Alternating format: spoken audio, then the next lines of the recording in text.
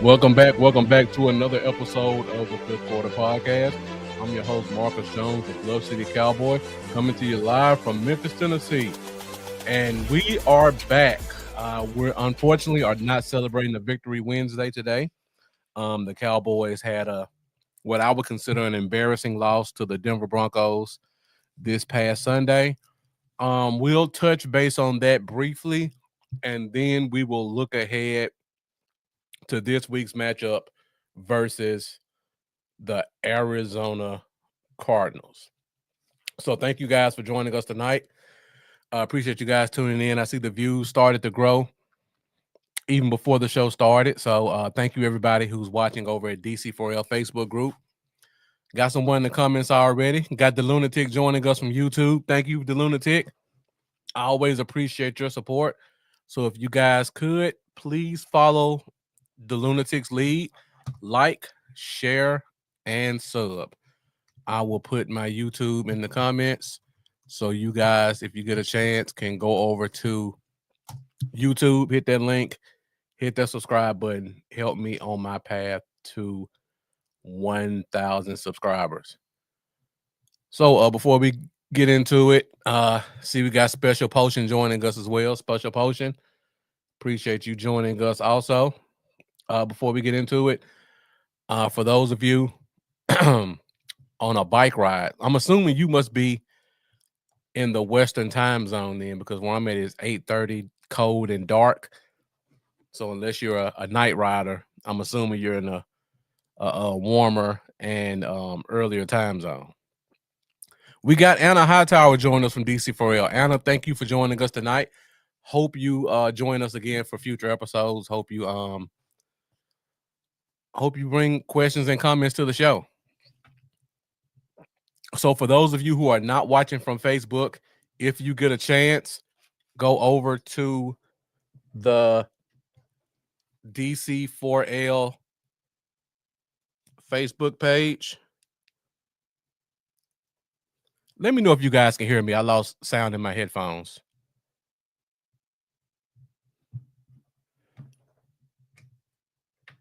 Okay. Let me know if you guys can hear me, because I lost sound in my headphones and try to make sure that I still have it. But if you can hear me, make sure you go over to the Facebook page, DC4L, hit that like button. A lot of great questions, a lot of great dialogue, games, contest, a safe overall space for Cowboys fans. So make sure you guys check that out. And also, DC4L does have a YouTube channel. So you can also go over to DC4L on YouTube, hit that subscribe button. And while you are on YouTube, you can also find me at Bluff City Cowboys. Also, we got quite a few people joining us from X. So for you guys joining us on X, you get a chance, go over to Facebook, go over to YouTube, get in the comment section. Let us know what you think about anything that we discuss on the show. Give me 1 second, guys. It's hard not being able to hear myself. I want to find another set of headphones.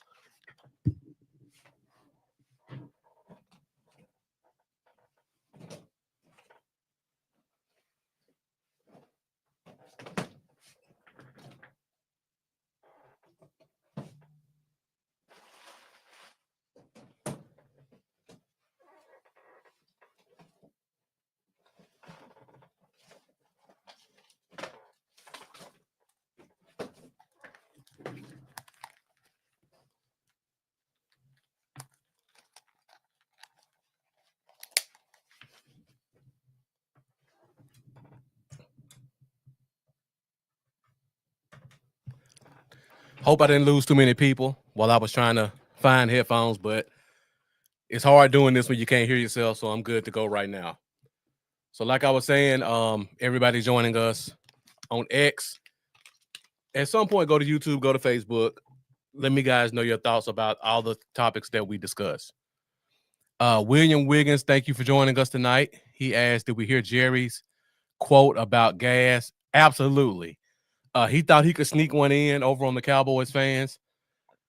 Basically, he said he's making a lot of investments. For you guys who didn't hear, Jerry Jones in the Wall Street Journal was interviewed in an article, and I have the quote right here. So let me just read the quote verbatim so I don't misinterpret anything.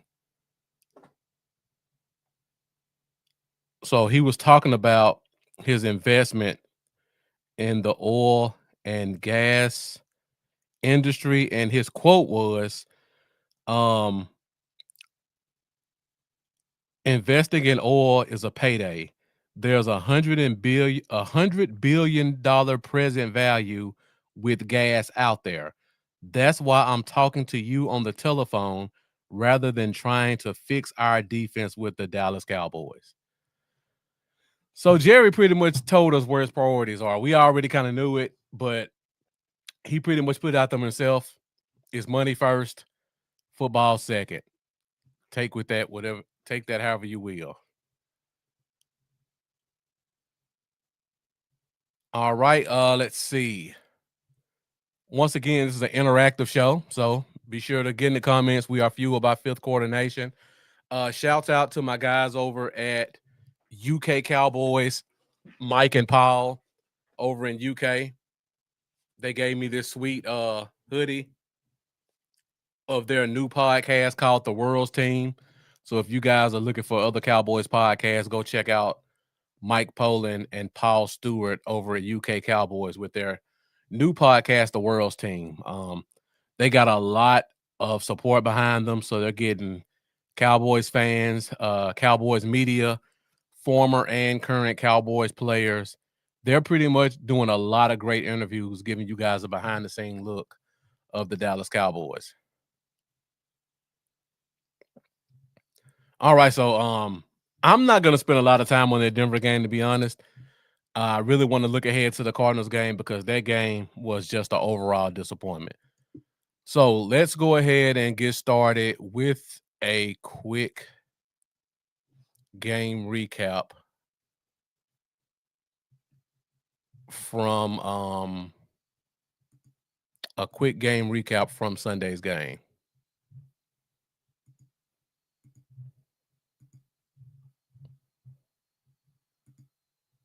All right, before we do that, we got another comment. Yeah, Anna says none of the players are loyal anymore. Apparently, neither the players nor the ownership are loyal anymore. But let's go ahead. Let's hop into a quick game recap. Talk a little bit about this Broncos game.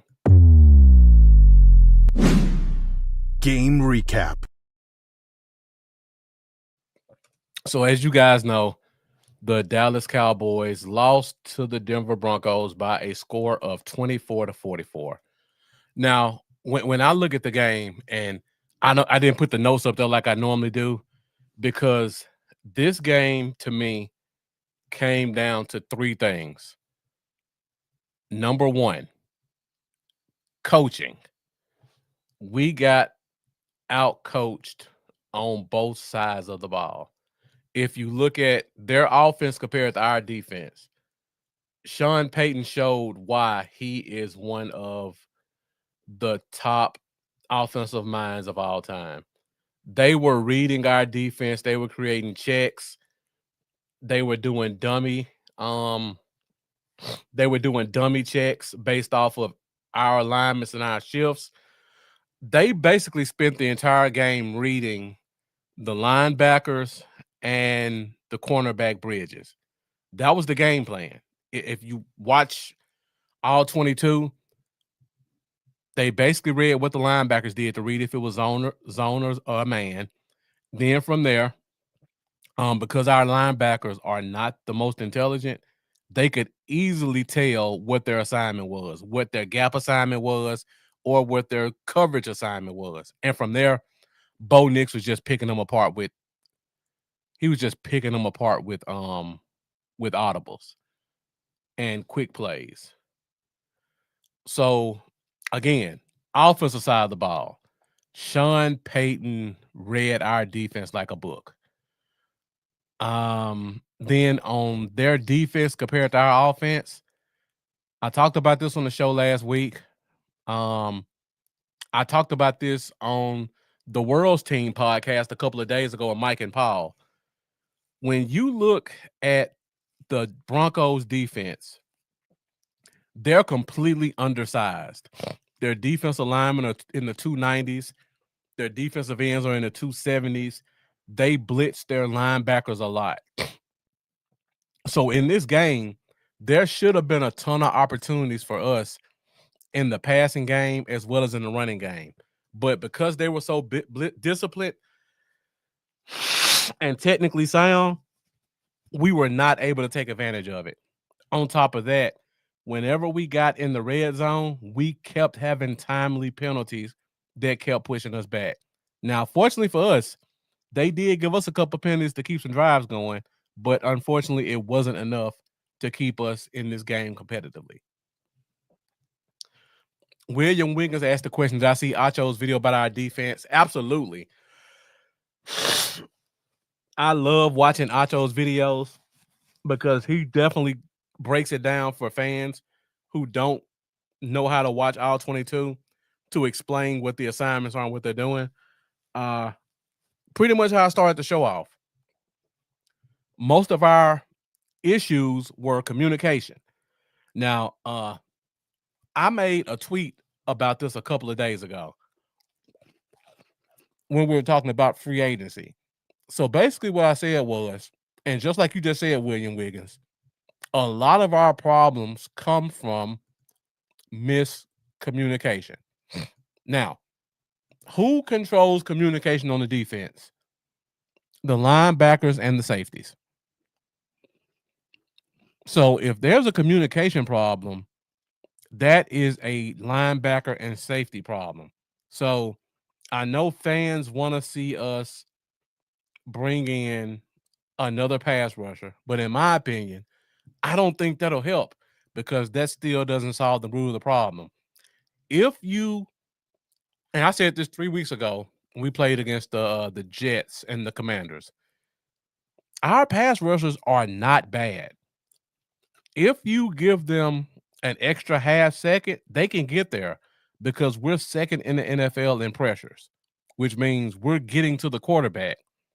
We're just not able to get our hands on them because quarterbacks are able to read and manipulate the second and third level so fast, they don't give our edges enough time to get back there.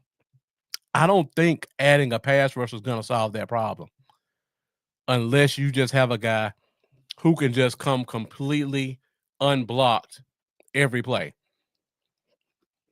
Outside of that, I don't think you're going to get better production than what we're getting from Ezaraku and Clowney right now.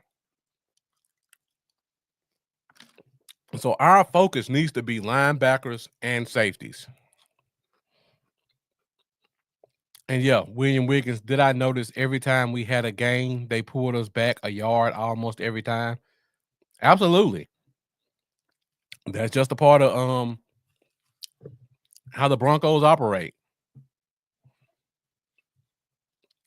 Let's see. Got my guy Jeff joining us. Jeff, appreciate you joining us. The Lunatic says Jesse Holly on his podcast mentioned it.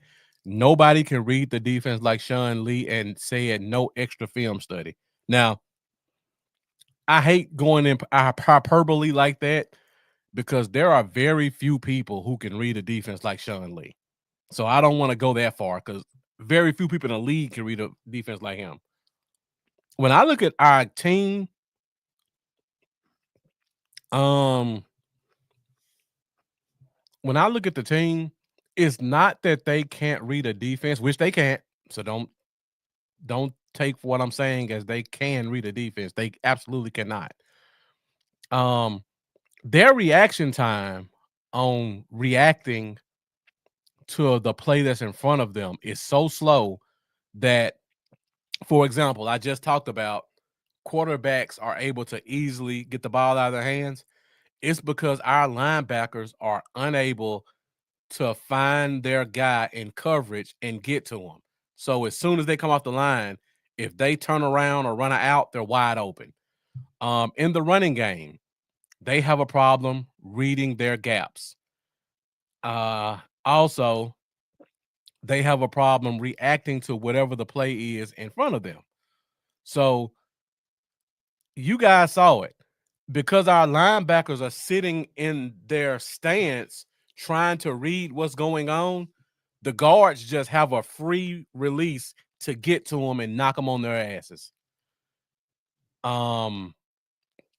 If you were a linebacker that knew where you were going, you would either beat the guard to the spot, or you would be able to shed the guard to get to where you need to go. Let's see. The lunatic mentioned the point. He mentioned there's nobody communicating on our defense before the play, like we have seen opposing defenses do to us. Now, I will provide a little bit of pushback on that because I watched Shamar James. Shamar James is communicating out there. As a rookie, he shouldn't be having to communicate as much as he is, but Shamar James is definitely out there communicating. What I would say the problem is the ones who know how to do it have to explain it to the other people. And you shouldn't have to do that. You should be able to, when you say communicating, you should be able to call a play and the guys know what to do. When Shamar James makes a hand signal and he has to look behind him to make sure that the safety did it and then point to the safety to tell him where to go, that's a problem. That's not a Shamar James communicating problem. That's a safety problem, not knowing what to do. Same thing with Kenneth Murray standing right beside him. There were several plays where Shamar James almost, if you go back and watch the all 22 before the snap, you will see he almost has to look at Kenneth Murray beside him and point for him to go there, push him to go there, point to come right here, point going forward. It's a lot of directions by James. And I said this before the snap, Shamar James is great. When the ball gets snapped, he has a problem processing. He's a rookie in his third start. That's understandable, but nonetheless, it's still a problem. Let's see. We got our Bears fan joining us. Appreciate you joining us tonight. He asked the question, are we buyers or sellers at the trade deadline? Well, according to Jerry Jones, it sounds like we will be neither. But if you follow the team, we should absolutely be sellers. And the reason I see you coming, William Wiggins. Yeah, Murray still didn't listen. Absolutely right. And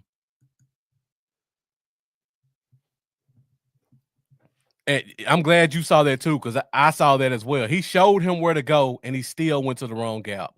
I wish I could pull the all 22 videos up so I could show a couple of these plays. I may try to pull it up in the background as I talk.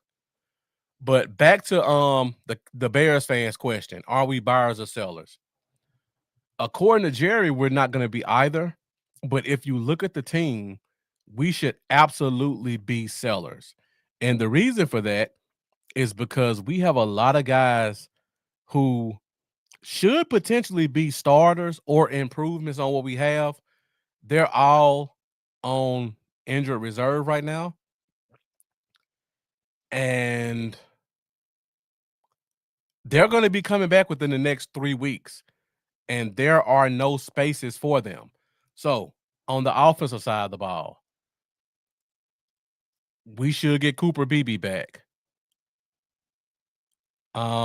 We'll probably get Phil Maffa back at some point. That's 2 positions that we have to find a person that we can cut or trade. And then you also have Jonathan Mingo will be returning as well. So that's 3 guys who, in my opinion, are either starters or guys who are better than the guys playing right now who are coming back. So you have to find 3 spots on the offense to either cut or trade a guy. Now, in terms of Cooper Beebe, you can cut one of the linemen. That shouldn't be a problem. Now, in terms of Phil Maffa, do they cut Jaden Blue? Do they cut Lepke? They have to cut somebody to make room for him. Then you look at Mingo. We still have Tolbert. We still have Flournoy. If Mingo wants to come back to this roster, we have to move a wide receiver. Now, I don't think you I hope they don't cut Flournoy, but I'm telling you guys early, I think they're probably gonna cut Flournoy and hope he can clear waivers and make it back to the practice squad. I feel like that's a reason we haven't seen him getting involved in the offense like he was before. I think they're trying to hide him to allow him to make it back to the practice squad. So just putting that one out there early. Expect a Flournoy cut. Let's see. The Lunatic says Broadus was reporting that BB was ready for Denver game, but front office or coaches held him back one more week. Why? I mean, I can kind of understand why he hasn't played in 4 weeks. This is a big game. Continuity is important on the offensive line. You don't want to put him out there in a game that you should have been running the ball in pretty heavily, which is what I expected. So I can understand giving him that extra week. And plus, it's an away game. It's in Denver. That high altitude will mess with the body and may cause him to re-injure himself, lack of oxygen, things like that. Small things like that matters. And plus, there's a 3-hour plane ride with a guy who just is coming off a major injury. So I can understand not playing him in an away game at Denver. Teams do it all the time. So I expect to see him this week. But because of that, you got to find a spot for him. You got to cut somebody. The Lunatic says, does Mingo play special teams? I don't think he did. He does not play special teams, but the problem is our front office gave up a 4th-round pick for him. They have to try to reap some benefits from that. So he's definitely going to be on this roster, and they're going to try to find a way to integrate him into the offense. But again, we already have 5 wide receivers. We're not going to carry 6 wide receivers, especially like you just said, the Lunatic. The 6th wide receiver does not play special teams. Does not make sense to carry 6 receivers, and the one you just picked up is not a special teamer. So you have to cut somebody or trade somebody. So for me, I think either Flournoy gets cut, or Tolbert gets traded cheaply on offense. In terms of running back, I would like to see Phil Maffa get a chance to play on the team, but I think they're probably going to shut him down for the year because you almost have to go position by position. When you add a position, you almost have to cut the same position to not mess up your numbers. Jeff did ask the question, is if Malik Davis is active, they'll cut him. I think Malik Davis was still called up from the practice squad. Yep. He was called up from the practice squad, so he did not take a roster spot. So that means they have to find a roster spot for Maffa when he returns in probably the next 2 weeks, or they have to keep him on IR all year. Then you go to the defensive side of the ball. Perion Winfrey. Our defensive linemen have been regressing the past 3 weeks. Winfrey was a very good run defender in preseason. That's kind of what he's known for. He can also play some defensive end. So our defensive ends have not been good at setting the edge. Winfrey can come in and help solve that problem on first down. But you got to cut or trade somebody. What do you do? Personally, I think it's going to be a Sam Williams move. It could also possibly be a Fowler move, but the contract is kind of high, so teams may be hesitant. So I think you'll either trade Williams for 5th or 6th, or you do a pick swap and trade Fowler. That's what I think happens. Or they could cut somebody. That's an option as well. Then we also should have Josh Butler coming back and Siobhan Revel on defense and Overshown. So now we got 3 spots we have to we have to open up. Where do those spots come from? At linebacker, I hope they cut Sanborn. To me, that's the obvious thing to do. Nobody's going to pick him up. He'll easily go to our practice squad. So I would expect Sanborn to be cut either at or before the bye week to make room for Overshown. In the secondary, I think Bridges' days are pretty much numbered. So that makes room for Revel. When Josh Butler returns, I don't know what they'll do. We'll have to cross that bridge when we get there. But just going back to what you just said, D, Tolbert should be traded. Sam Williams should be traded. Sanborn should be traded or cut. Bridges should be cut outright. That's how you get the practice squad guys on the team. So I think we'll be sellers. I just don't see us being buyers. Let's see. I hear the BB reasons. I mean, that's the only thing I can think of. I don't agree with it. I'm just telling you what my perspective is on it. I'm with you. I want to see him play. William Wiggins says Shotty likes what Davis has been doing, said it today. Now, fortunately for us, Davis is on the practice squad, so we can call him up at least one more week. And then after that, we have to make a decision on him. We got Russell Dyer joining us. Haven't seen you in a while. Thank you for tuning back in.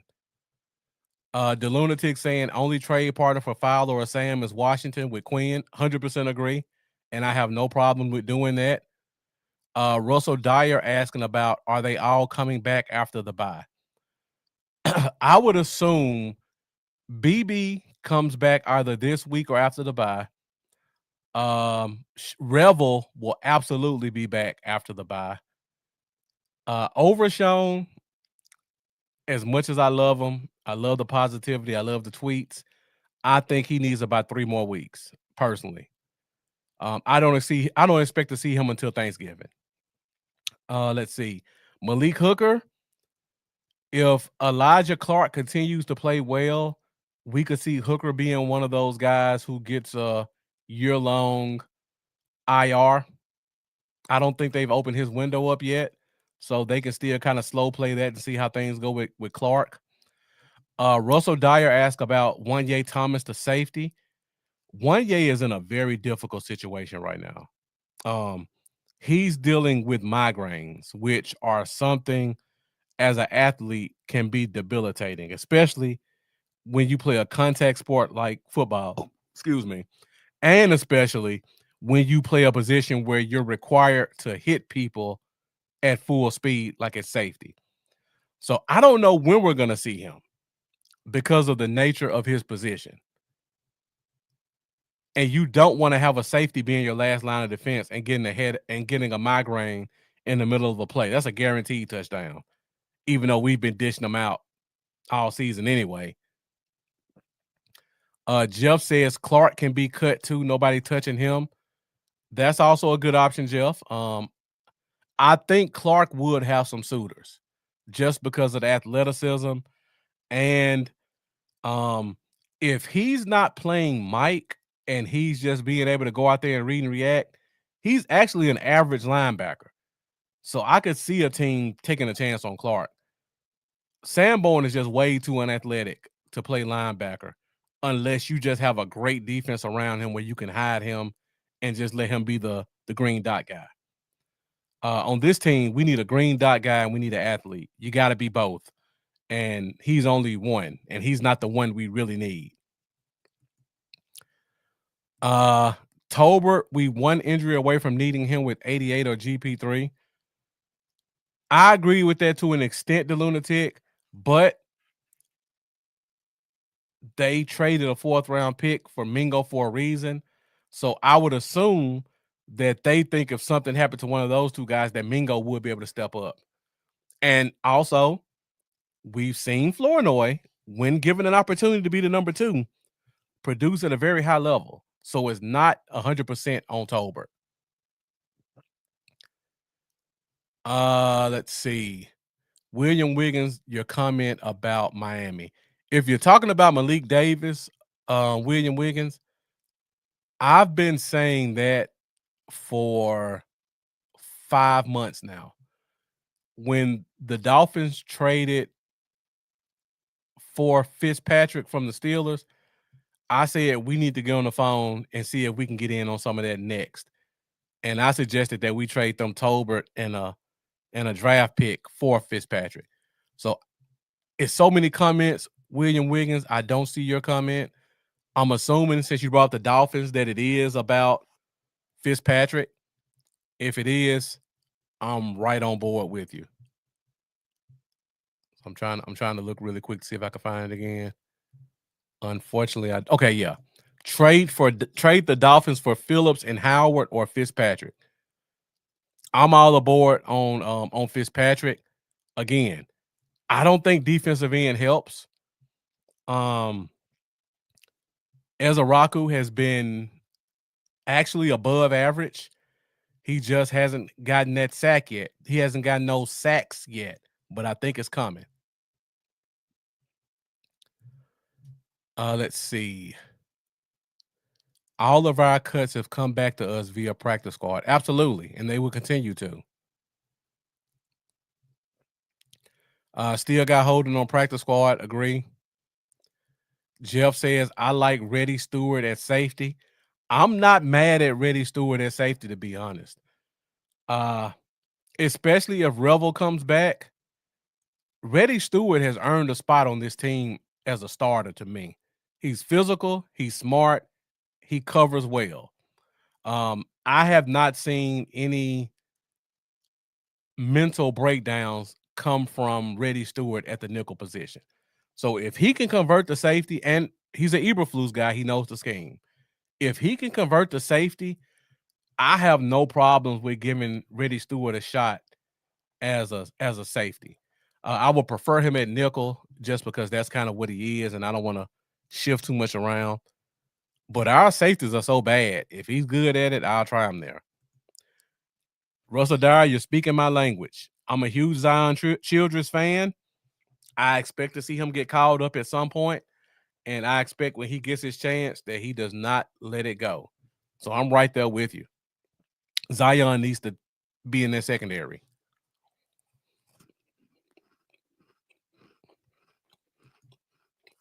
I agree with you, the lunatic, about Reddy Stewart as nickel. He does play better there. All right, so we're at 34 minutes. Again, I'm not going over Denver too much. Coaching. We got out coached schematically by Sean Payton.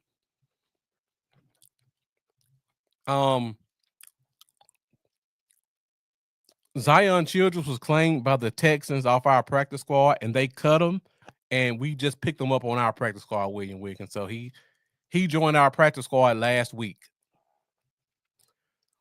Russell Dyer asked about Donovan Wilson. Have not been any updates just yet. So we'll see what happens with him. That's another guy I can see as a potential cut, but I think they really like him in the locker room as a leader, even though I think Markevious Bell has been doing a pretty good job playing as a box safety. Good question, DeLunatic. I'm going to put a pin on that one, and we'll talk about the Cardinals now. So let's go ahead, put Denver in the back burner, and look ahead to this competition with the Arizona Cardinals. So as you guys know, when we do a breakdown of teams, we have 3 categories that we look at. We look at the key matchups, we look at the X factors, and then I give you guys some over-under statistics. So let's go ahead and start off first with what I consider as the key matchups in this week's game. Key matchups. All right. So in terms of key matchups, this is the number 1 matchup in this game. Unfortunately, the Cardinals run a defense similar to how the Broncos. A little bit undersized up front, rely heavily on their linebackers blitzing. This is their main pass rusher, Josh Sweat, former Philadelphia Eagle, going to be facing up against Tyler Guyton. He's seen him quite a bit in the past. He's gotten the better of him in the past several times in his rookie year. And now he's an Arizona Cardinal, and Tyler Guyton has to pretty much see him the entire game. This one's going to be extremely important because of how the Cardinals run their defense. So basically, the way the Cardinals like to run their defense, let me see if I can pull up my handy playbook chart.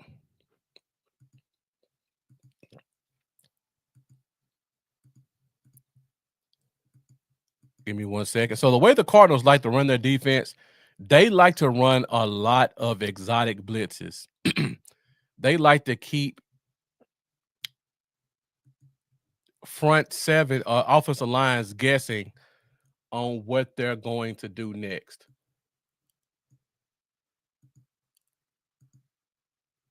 Yeah, they are very fast. Exactly. So let me just show you guys really quick. I'm a visual person, so I like to kind of show visually what the team does. So this is my little mini chart. I don't know if everybody can see it or not. So offense, defense. What they like to do is they run a lot of 3 safety sets. A whole lot. Because they have Buda Baker. And Buda Baker can play nickel. He can play corner. He can play outside. He can play as a safety. He can play in the box as a linebacker. So what they like to do is they'll play their linebackers tight and close to the line. And then they'll also play this safety tight, and they'll play almost a single high look. So what this does is when the ball gets snapped, you don't know if this safety's blitzing. You don't know if this safety's blitzing. So they may come out and you would think this safety's in coverage, this safety will blitz, and this safety's picking up the nickel. And then this safety will also blitz. But what they also like to do, they will isolate the left tackle.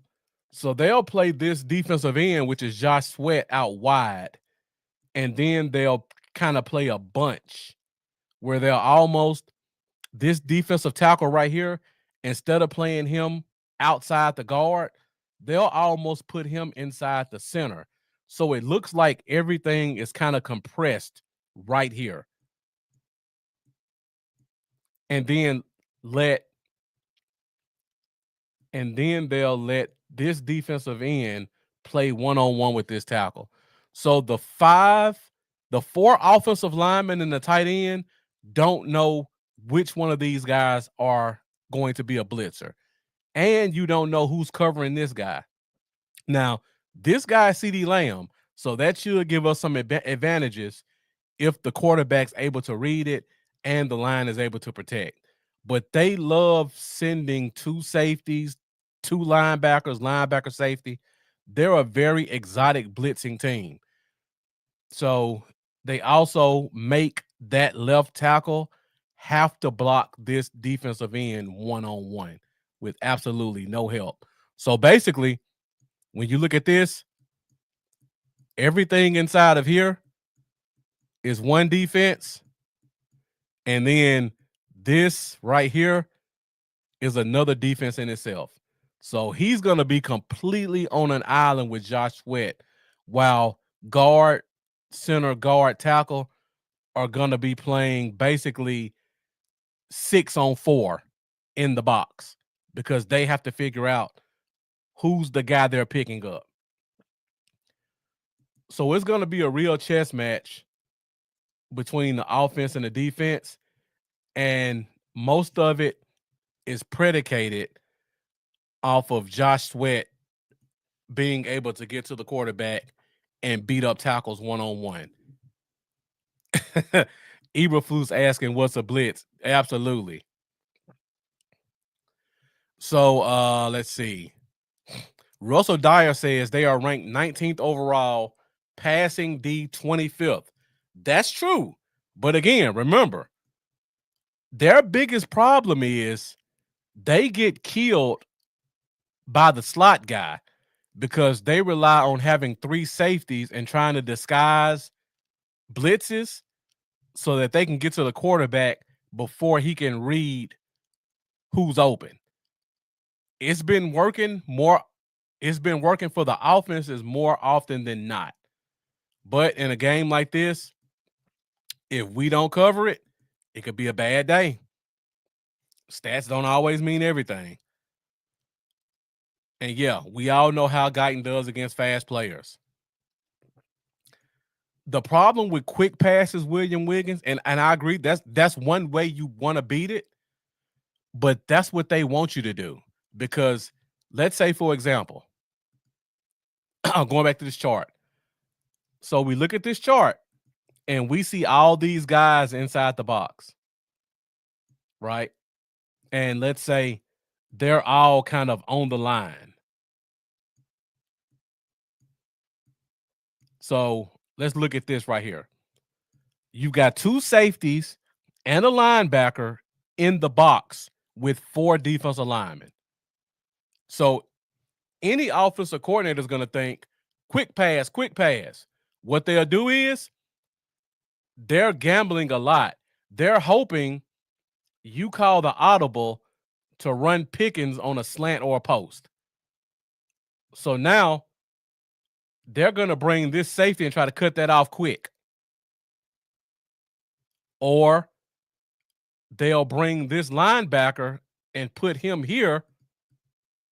And then this linebacker you think is blitzing, he'll go here, almost like a safety playing a middle hook. So they're hoping you throw this quick so this linebacker can pick it off and take it to the house. Or you go to the opposite side.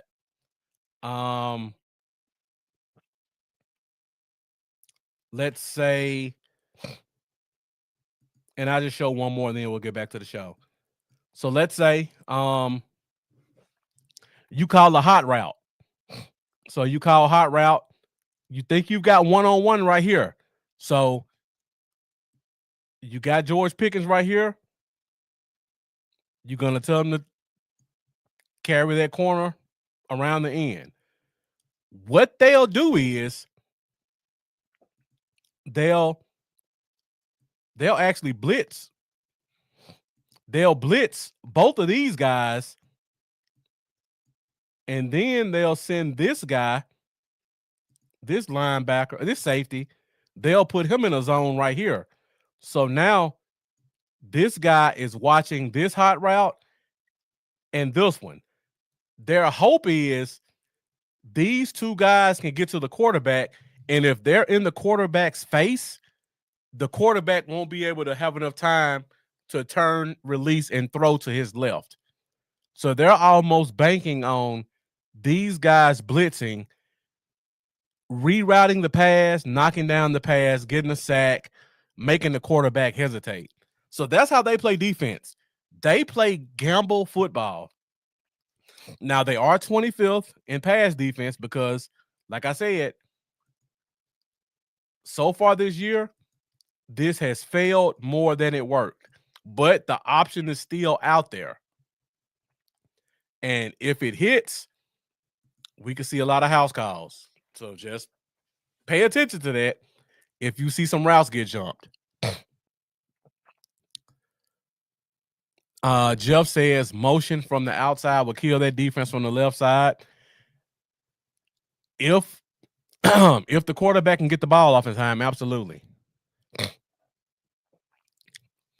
Let's see. The Lunatic says we gave up 21 pressures versus Denver. Can the Arizona D-line speed up Dak's throws like the Broncos?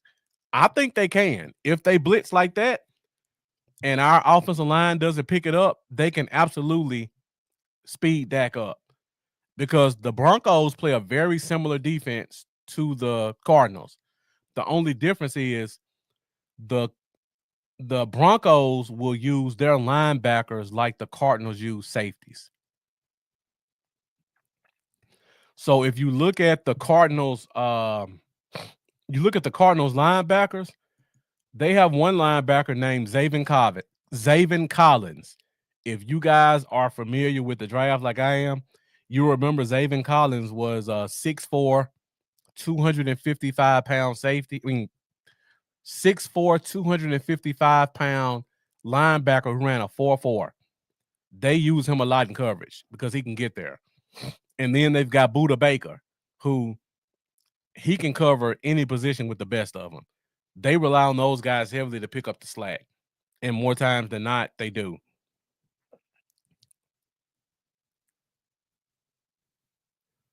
All right, let's see. The last 3 minutes of your explanation should be a short. This the breakdown we need.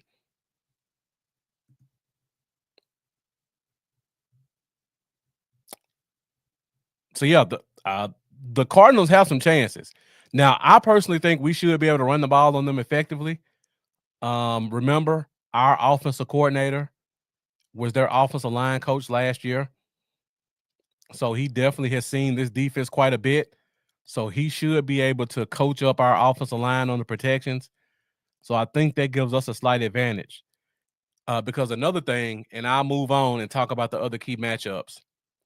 The big issue that the Cardinals will give teams is you don't see them a lot because most teams only play them once every 4 years. So if they play a team like the Rams or the Seahawks, they see them twice a year for the past 5 years. They know what to expect. But a team like Dallas, who doesn't see them as much, can give them problems. Now, let me just go through because I know the Cardinals don't have the best record. Let me just go through their games really quick for people thinking this is going to be a cakewalk. So, they lost to the Bills 34-28, less than a touchdown. I'm sorry, this is 2024. I'm sorry. Let me go to 2025. Week 1, they beat the Panthers. They lost to the Niners by 1 point, a team that knows them very well. They lost to the Seahawks by 3 points. They beat the Titans by 1 point. They lost to the number 1 seed Colts by 4 points. They lost to the Packers by 4 points. So they're not getting blown out. They're competitive in every game. So this team is a lot better than their record suggests. And most of these teams are projected to be playoff teams that they've lost to. So it's not like they're losing the screw-ups.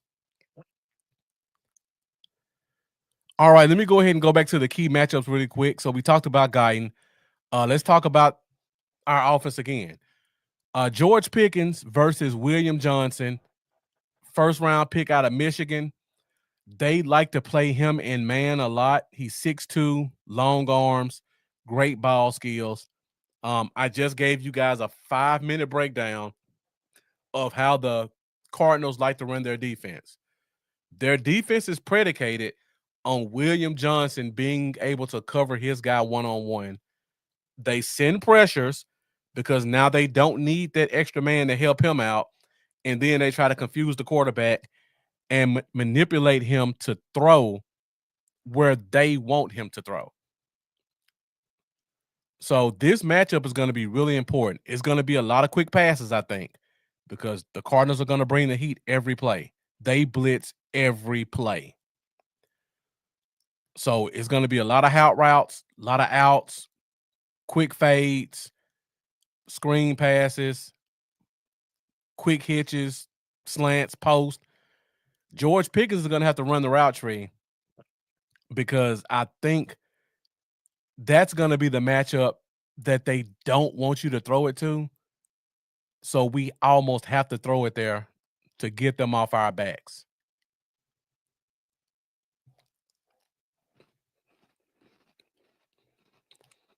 The lunatic says our only hope for our defense is that our offense averages 40 points a game at home. It's going to be a shootout. I think so also. Let's go to some more key matchups. So you just talked about Kyler Murray. Next key matchup, Marvin Harrison Jr. versus DeRon Bland. Now, Marvin Harrison Jr. hasn't had a great season, but the talent is still there.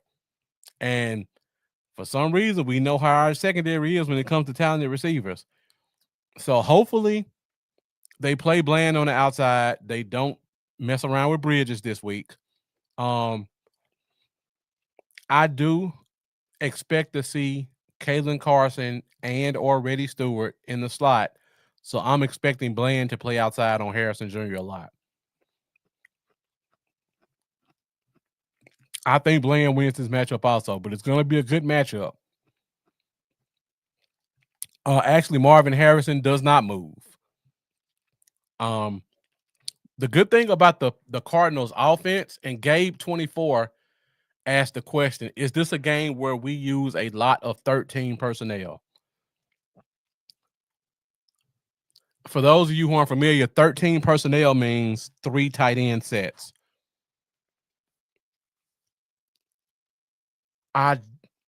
That's a good question. I could see that as a possibility because I think we run the ball a lot and their defense is undersized. So that would make sense when you have 3 tight ends who are really good at blocking and a big offensive line. That's what they should do. I expected to see 13 personnel against the Broncos last week, and I didn't a lot. So I would hope to see it, but I would not keep my fingers crossed. You said 12 personnel. We're definitely going to see a lot of 12 personnel, I think. 13, maybe not so much, but I definitely expect to see 12 personnel with 2 tight ends. And this is what I'm hoping for. A good run game will slow down the blitz. Now, they do a lot of run blitzes. They blitz regardless, whether you're running or passing. That's how their team is predicated. They play a very high-stakes game of defense. Their defensive coordinator is 29 years old, the youngest defensive coordinator in the NFL. He runs his defense like he's playing Madden. That's the best way to describe it. So if you think about how you play Madden, where I don't know if you guys play, but when I used to play Madden, I would put myself as a user player on the best player on the defense. In this case, it would be a Buda Baker. So I can kind of move him around how I want. And I would send the house and I try to make up the slack with my play. That's pretty much how the Cardinals play their defense. Buda Baker is a user control player. He does whatever he wants. He fills in all the gaps. William Johnson holds down his man one-on-one, and Buda Baker just goes out there and does everything else that needs to be done.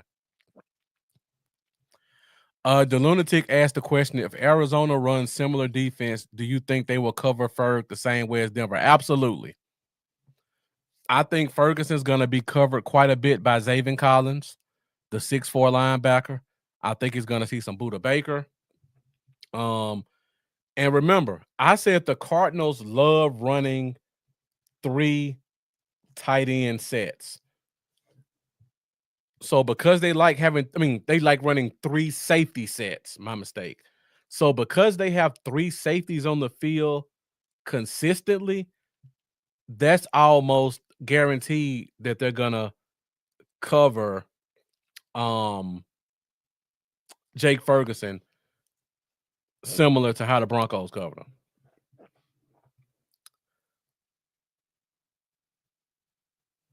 Gabe saying hope Shoddy calls a better game this week. Definitely wasn't his best. Again, Denver's defense is well coached. Got to tip your hat to them. They called a great game plan, and getting up double-digit points by halftime did not help our cause either.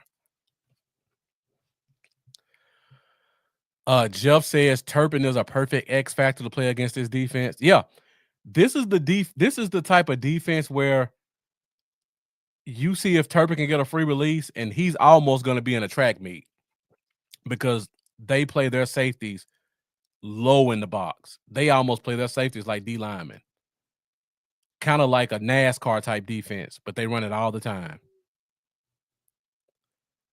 I'm gonna get to that in a second, the lunatic. Let's see. Ready Red looks like a new name, so thank you for joining us. Appreciate you tuning in. And yeah, spam number 3 against everybody's top cornerback. Absolutely. You got to trust George Pickens against their number 1 guys.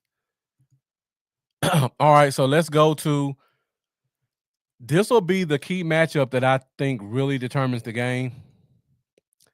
And that is Kenneth Murray versus Trey McBride. So when I watched the Denver game,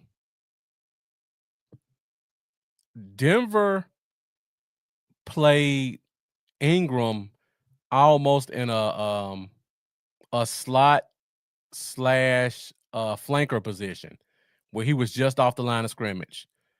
And the Cowboys used Kenneth Murray to cover him quite a bit. Now, luckily for us, Ingram didn't kill us the way he could have because Troy Franklin was doing a good enough job of that.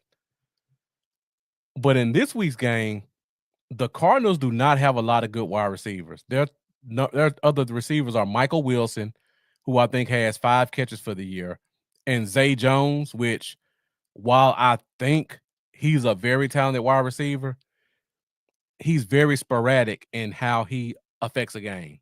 And we'll talk about that in a few minutes. So Trey McBride is the team's number 1 option. They go to him early and often. And I expect to see the Cowboys run coverage in this week's game similar to how they did last week. So we're going to see a lot of Kenneth Murray trying to cover Trey McBride. So far in the year, McBride has not had a game with under 40 yards. He's had at least 5 catches every game. The last game he played in, he had 10 catches for 75 yards and 2 touchdowns. That was his last game.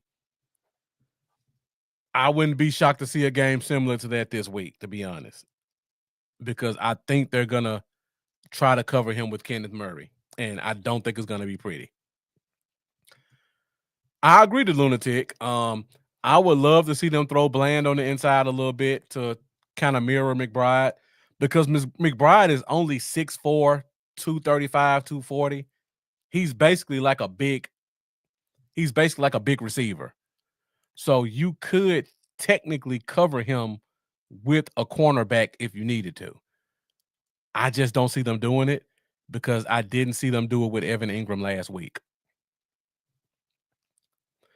I don't feel good. Gabe24 says, I don't feel good about their matchup. Is there anyone else that could fill that role? Unfortunately, for one, I don't think there is. And for two, if there was one, I don't think Eberflus would use it.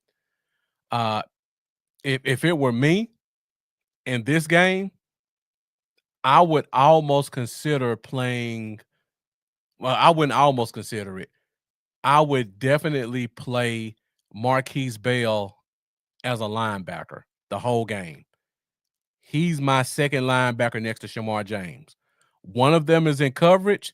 The other one is spying Kyler Murray because they both have the speed to not chase him down, but they have the speed to make it difficult for him.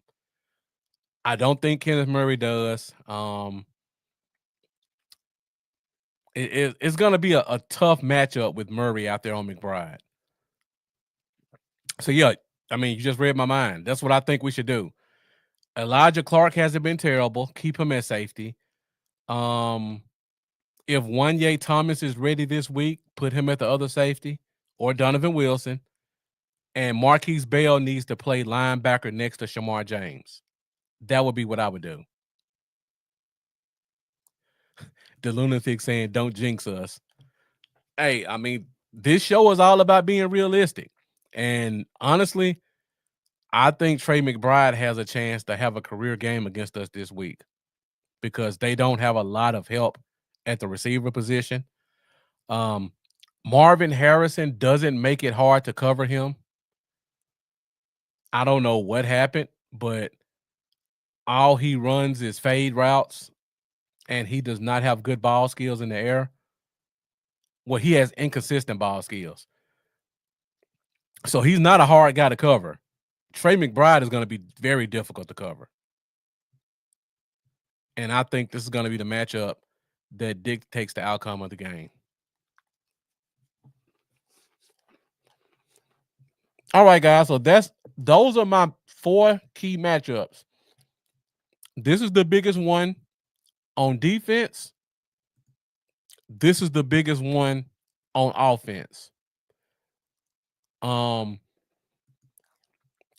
Pickens is going to have some opportunities out wide because of how the Cardinals play their defense. And the Cardinals don't have any other good receivers. So I say throw Bland out there on Marvin Harrison. So these are my 4 big key matchups in this week's game that I'm paying attention to. So now let's keep the show moving along, and we'll talk about some guys that I consider X factors in this week's game. And you guys have pretty much hinted around to this one. First X factor is Kyler Murray. Now I know the lunatic asked a question earlier for Arizona. Who would you rather face, Kyler Murray or Jacoby Brissett? Honestly, I'd rather not face either because they're both mobile, strong arm quarterbacks. But the one I would be most afraid to cover is Kyler Murray. And the reason is because our defensive ends don't stay disciplined in run lanes. And I don't think our linebackers are athletic enough or reactive enough to catch him in the open field. Now, Brissett has some mobility as well, but he's not on Kyler Murray's level. So I think Kyler Murray has a chance to be special in this game when it comes to running and throwing the ball. So my next X factor is Zonovan Bam Knight, running back. The reason I have him as an X factor is because our offensive coordinator, Clayton Adams, his scheme came from Arizona. Somebody asked a question about, do I think the Cowboys will run 13 personnel with 3 tight ends? And I said no. The Cardinals love running 13 personnel. So they will line up 3 tight ends on the field, and they'll just play physical ground and pound football with offenses because their other tight ends are all really good athletic blockers. So they love, and I feel like this is a broken record because every time we play the Cardinals, I always say this. They love running the ball in the C gap outside the tackles, and that's where we struggle at. So let me go back to my little chart again really quick so I can show you guys kind of what I mean in terms of the Cardinals' offensive scheme. So now I'm doing the Cardinals. So what the Cardinals will do, they love playing under center. And instead of having 3 receivers like this, they'll run 2 tight ends, sometimes 3 tight ends.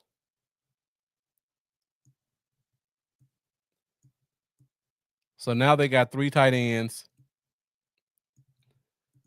1 wide receiver.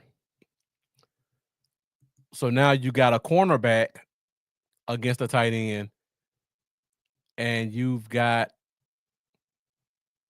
let's see, this is a safety. We put him back. So this safety's here, linebacker's down, this linebacker's down. This safety's back. This is a corner. So this corner is kind of setting the edge. I'm changing for the Cowboys defense.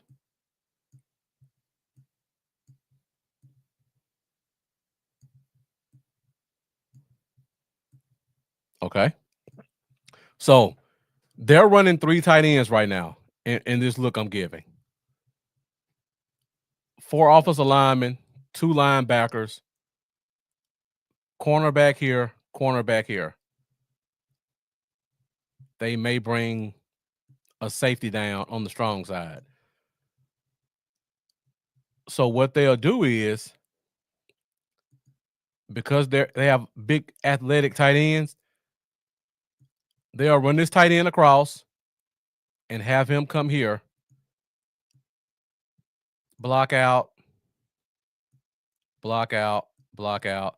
This running back will go right here. So now you're depending on this corner to make the tackle, or you're relying on this linebacker, which is probably Shamar James, to be able to read and make the tackle. And if you watch last week's game, you'll know he had a problem playing inside the box. Or they'll just go straight power and bam, bam, bam, bam, bam. This guy right here, he's reading the safety. Our safeties are not good in space. So because our safeties are usually stupid, this safety will do something stupid like come inside and leave this alley for a big run. Or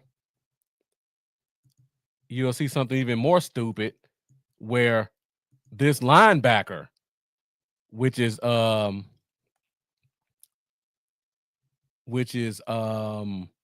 Kenneth Murray, he'll do something stupid like the running back will fake like he's going here and then go here.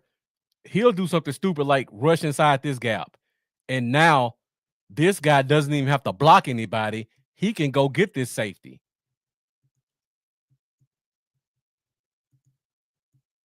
So now you've got the running back kind of doing get the ball here and bounce it outside. The linebacker falls for the inside move, and now this tight end is one-on-one with this safety, and there's nobody to help. So that's kind of how they run their defense. I mean, their offense. So I think we're going to see a lot of that. Bam Knight is not a great.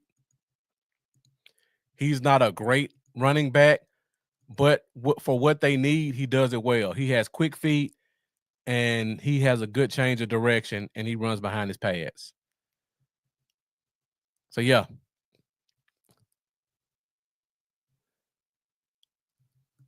No hero ball on D-line. Need to keep Murray in the well. Absolutely. Because going back to this, something else we didn't even talk about. Because Murray is the quarterback, now Murray's giving you eye candy where he's doing this and then he's carrying out like he's running a fake bootleg. So because our linebackers have to react instead of reading, the running back may run here, but this linebacker is watching over here because he sees the quarterback, and then this linebacker may come over here as well. So now you got another home run. Or last one, instead of the quarterback giving eye candy, he actually does fake the handoff. So the running back runs here, and then everybody blocks down.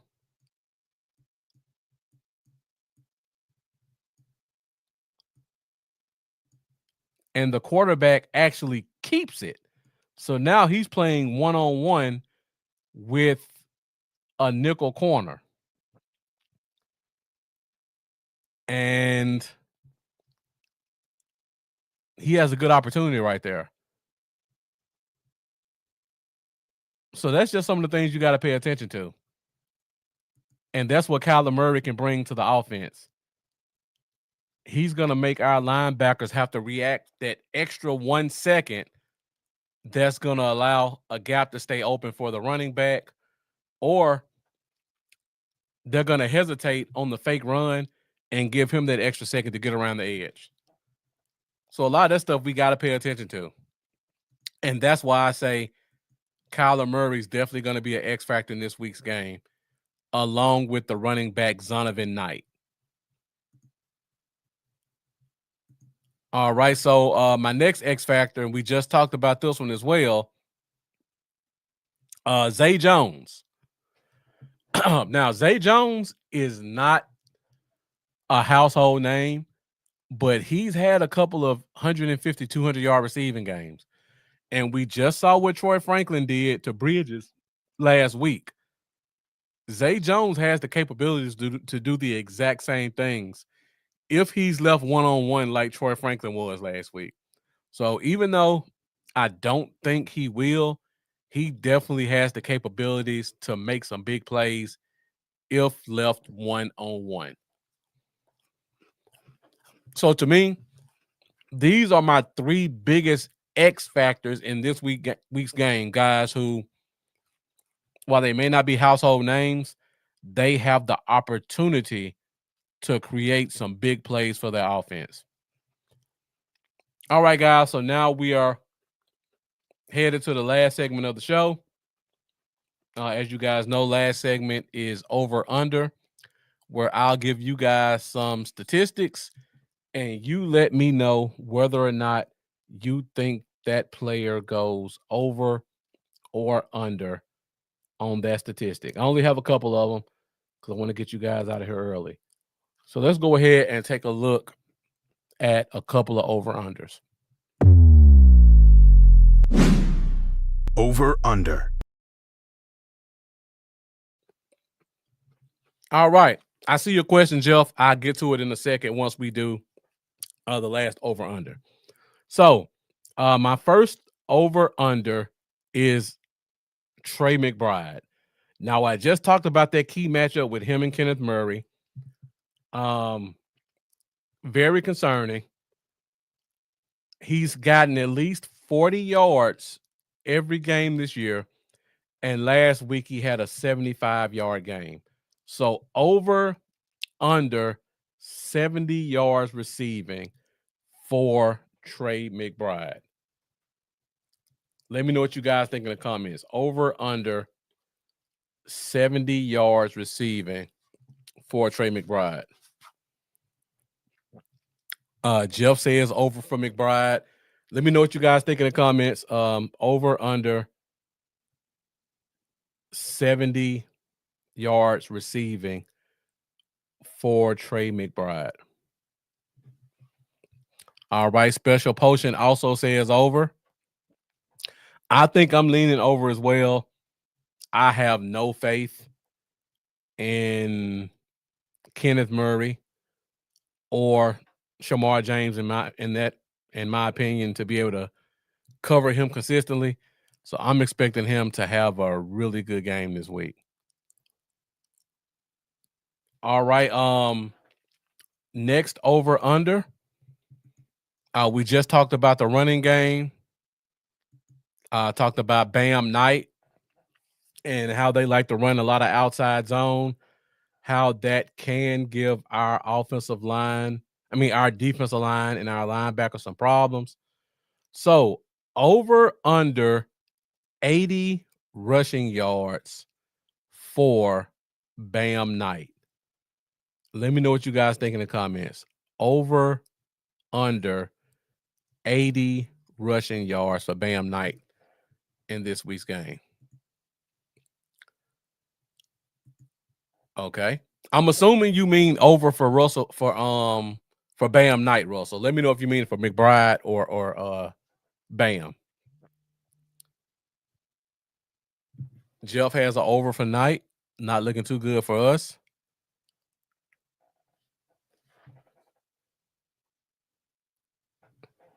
Special Potion says over. I don't feel good about our defense. Unfortunately, I'm right there with you. Not feeling good about our defense right now. Let me get one more, and then we'll do the last two over unders.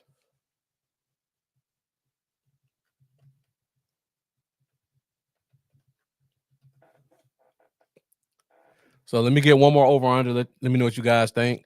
Unfortunately, I think I'm right there with you guys. I think Bam Knight has one of his better games of the year. I think he gets close to 100. He's getting all the carries, so he has no competition for any rushes. Their backup running back, DeMarcado, is essentially just a third down catch out of the backfield type running back. Bam Knight could get 15 carries in this game easily. So if you are a fantasy person, or you like to bet on props, if there's a prop for total rushes for Bam Knight, if that prop is 14 or less, I would not be afraid to put a little bit of extra money on that. I know I'm definitely going to be paying attention to it on Sunday. And if it's 14 or less for total rushes for Bam Knight, I'm going to be placing some bets on that. All right, so we got one more over under. I just talked about Zay Jones and Marvin Harrison. Over under 65 receiving yards for either Cardinals wide receiver, either Marvin Harrison or Zay Jones. Over under 65 yards. If you say over, let me know which receiver you think gets it.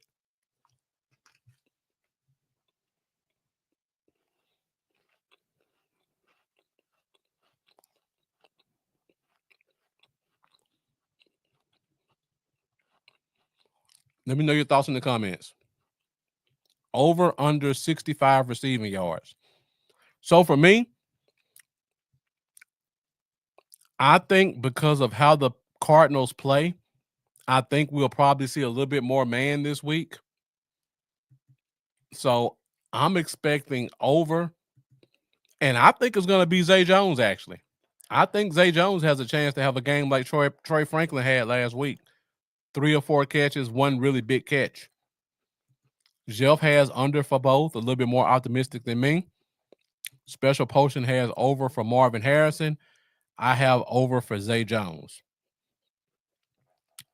All right, last over under of the night. As you guys know, the last over under is usually a either or. So, which quarterback has more total yards? Not receiving yards, total yards. Which quarterback has more total yards? Because you got to factor in Kyler Murray's ability to run as well. Let me know what you guys think in the comments. Which quarterback has more total yards? Unfortunately, I think this one will be closer than it should be. I think Dak gets about 240, 250. I could see Kyler Murray with about 220 passing, and then whatever his rushing yards are. I think he's probably going to get 35, 40 rushing yards. So I would probably put Kyler Murray slightly over. I think it's about 245 versus 260. But I'm going Kyler Murray. Interesting statistic. Kyler Murray has never lost a game at Cowboy Stadium. Every time he played in high school in Cowboy Stadium, he won. I think he played one time in college at Texas Tech.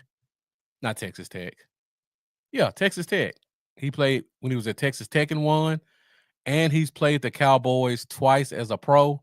He's won both times. This will be his second time.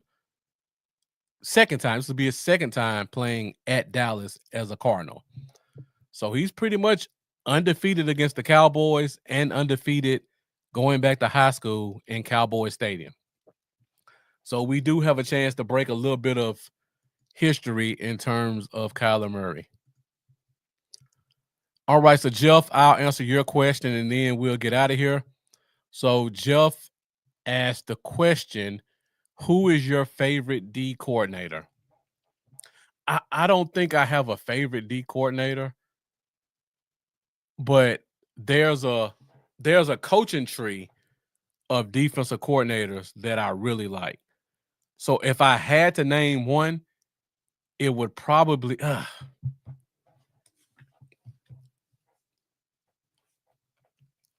if I had to name one, it would be I want to say Robert Saleh, but D'Amico Ryans comes from that coaching tree as well, and I really like what he does also with the Texans. So I would probably say if I had to choose one or the other, I'm probably leaning slightly towards D'Amico Ryans because I've seen him do more with a lesser defense. Because Robert Saleh, when he gets a defense, it's usually pretty loaded. But D'Amico went to Houston and completely turned that defense around with basically a bunch of leftover players and a few linebackers that he drafted. So yeah.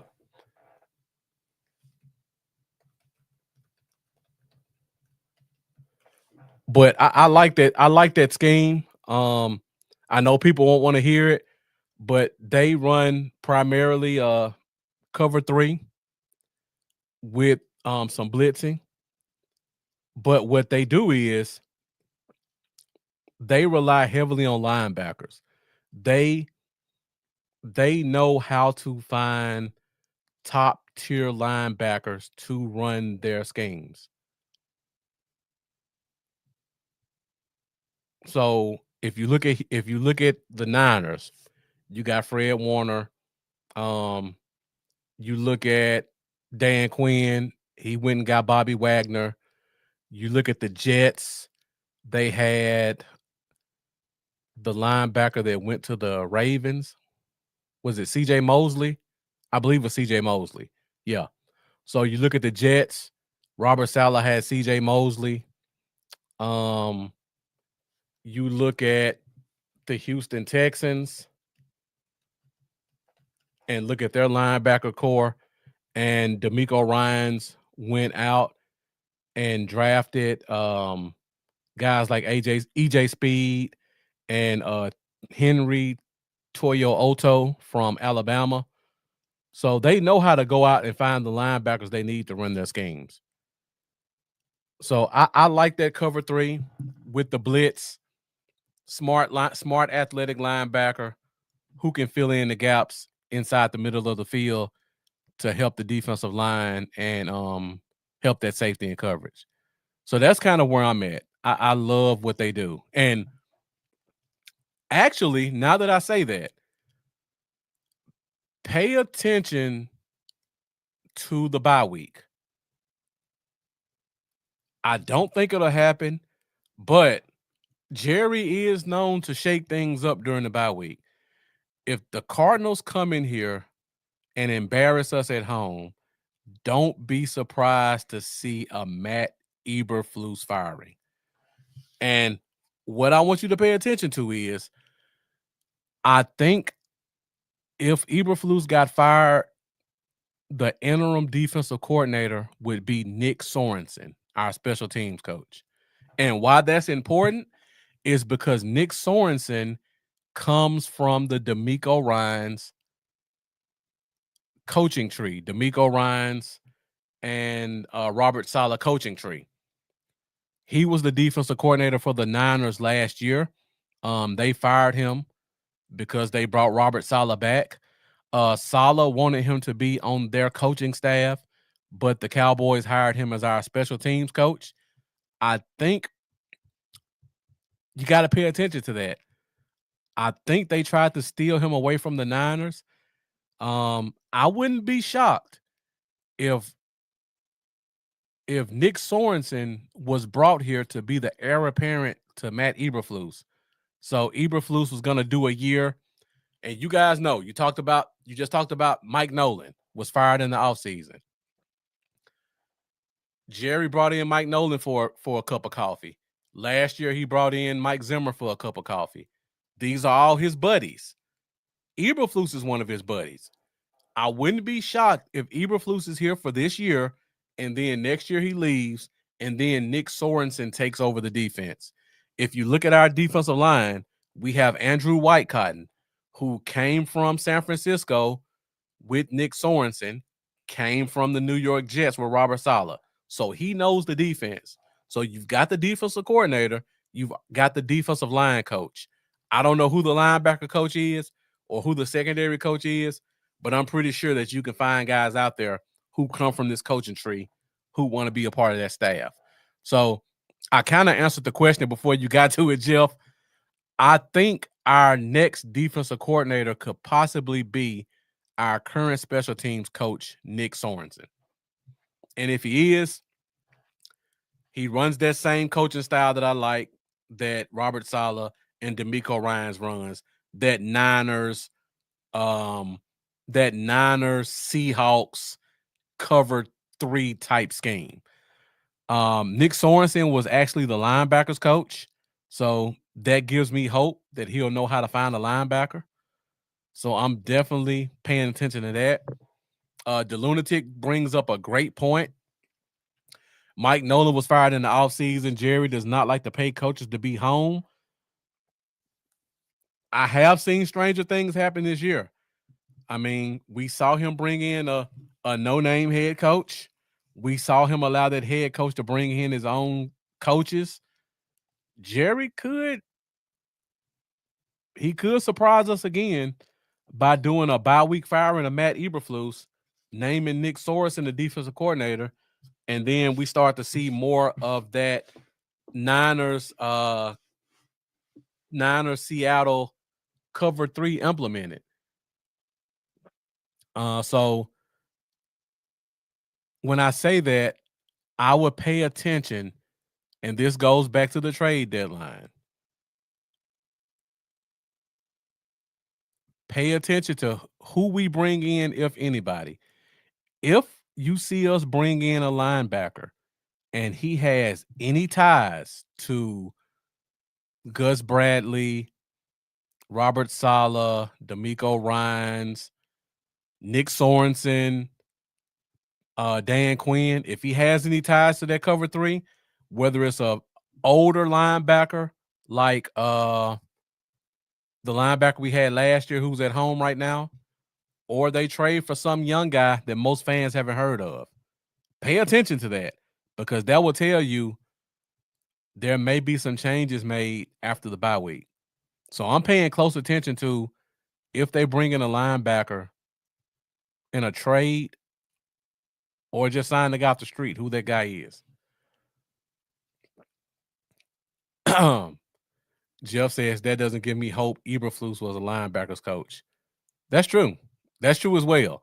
But Eberflus is an old, stubborn, cover 2 or die defensive coordinator.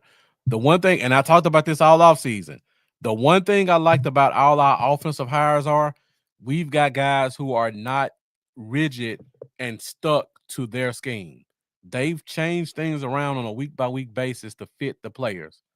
I think if you give a guy like a Nick Sorensen a chance to be the defensive coordinator, I think he would do the same thing.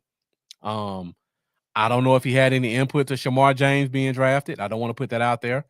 But the team did trade up for Shamar James, and Shamar James is not a guy who typically fits a Matt Eberflus system. Matt Eberflus linebackers are usually Jack Sanborn, Kenneth Murray type guys, big physical linebackers. So if you guys follow me during the draft show, you'll remember me saying I didn't like the Shamar James pick because I didn't see how he fit in the scheme. That could be a sign that he doesn't fit in this scheme. Maybe that was a Nick Sorensen request. And I think Overshown would be a perfect Nick Sorensen linebacker because he does everything that Bobby Wagner and Fred Warner does. He's essentially the same size, height, weight, speed as Fred Warner. But yeah, if you see Eric Kendricks being signed, or you see us trade for the linebacker from the Jets, or I don't know, one of the linebackers from the Jaguars, to me that would be a sign that Matt Eberflus may have coached his last game in Dallas before the bye week. So something to pay attention to. I know last week somebody asked for me to give a free agent breakdown. That's kind of my free agent breakdown. Number one, they're gonna have to make some moves to make space for these injured reserve guys. And number two, I think they're gonna find a linebacker. And if they find one that fits a certain scheme, I think that's gonna mean a change in the defensive coordinator. I see we got Ethan joining us late. Ethan, thank you for tuning in. The Lunatic says the new DC would love to have Max Crosby, and Quentin Williams on defense. Just saying, because we have the picks and salary cap for both of them and overpay. I agree with that. I mean, you can never have too many talented players. And if you took care of those guys, just doing some early draft talk, this is an extremely deep linebacker draft. There's probably going to be 2 or 3 linebackers drafted in the first round. There are 2 really good safeties. I would be happy, and I'd say a little bit about draft, and that's it. Ohio State probably has about 7 guys on their defense who will probably be top 3 round picks. They probably have about 3 first rounders, probably about another 1 or 2 second rounders, and then 2 third round guys. If we came out of this draft with the linebacker and the safety from Ohio State, I would be ecstatic. All right, so that's pretty much all I have for this week's show.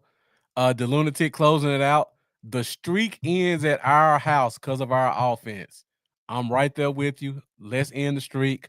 Let's go into the bye week on a positive note. Get ready for the toughest part of our schedule when we come back.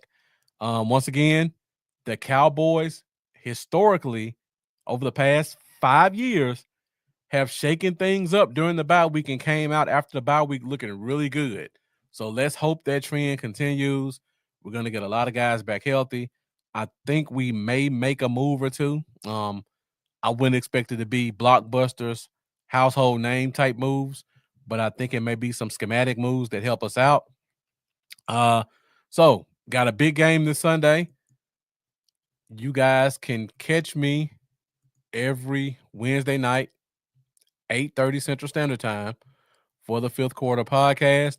We will be doing a bye week show, so we'll come back here. We'll recap what we've seen so far this season. We'll talk about any potential free agent moves that are made, and we'll look ahead to the rest of the schedule to see how we think the schedule will pan out for the rest of the year. I think we'll probably, if we win this week, we'll probably need to win 6 out of the next 9. Week 9. So probably 6 out of the next 8 to have a chance for a playoff spot. It's going to be a very tall task, but most of our games in the second half of the season are home games, and as of right now, we're undefeated at home. So we'll talk about all that next week on our bye week show. We'll give out some bye week awards. We'll probably have Amanda Foster giving out awards, and we'll be sure to get you guys questions and comments because the show is fueled by Fifth Quarter Nation. So thank you guys for watching. Appreciate you tuning in. Hopefully I'll see you guys next week for a bye week show and a Victory Wednesday. Thank you guys for watching. As always, you guys fuel Fifth Quarter Nation. I will see you next week. And let's go Cowboys. Thank you guys for watching. Have a good night.